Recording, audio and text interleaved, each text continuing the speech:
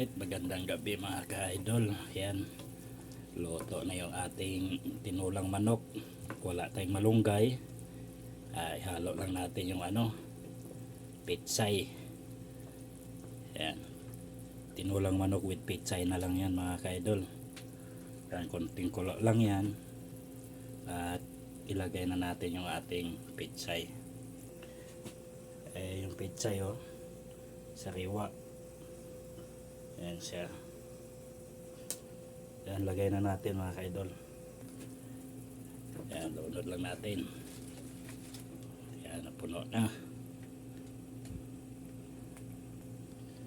Yan, lubog lang natin. Ayos na yan, konting kulo lang yan mga ka-idol. Yan na yung ating tinola sa Bisaya. Tawag sa Bisaya nito ay tinulang manok. Sa Kamanilaan hindi na alam yun. Yan. Saka dito sa Saudi mahirap yung mga ibang gulay kagaya ng sayuti, papaya. Wala ganong papaya dito. Saka yung malunggay, mayroon namang malunggay, kaya lang hindi ako nakabili at hindi dun sa tupa ko hindi ako nakahingi.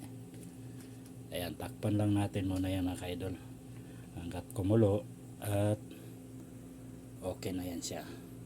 Right, balikan ko kayo mamaya pag naluto na yung ating gulay. At tingnan na natin.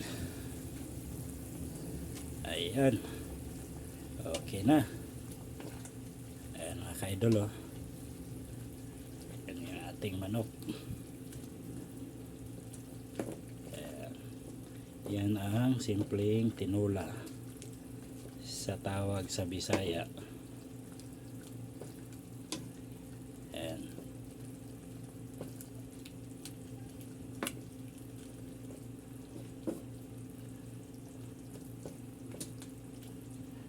Ayan sa mga ka-idol. Konting na. Okay na yan. Pwede na tayo maghapunan. Tikman nga natin.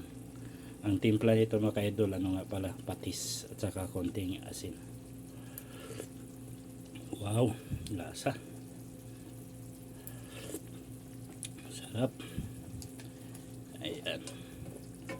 Ayan siya mga ka-idol. At okay na siya.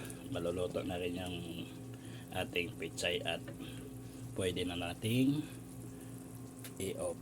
Alright, hanggang dito na lang mga ka-idol at dito sa aking mga kababayan sa Saudi na mga kapwa driver. Alright, God bless you all. Bye bye.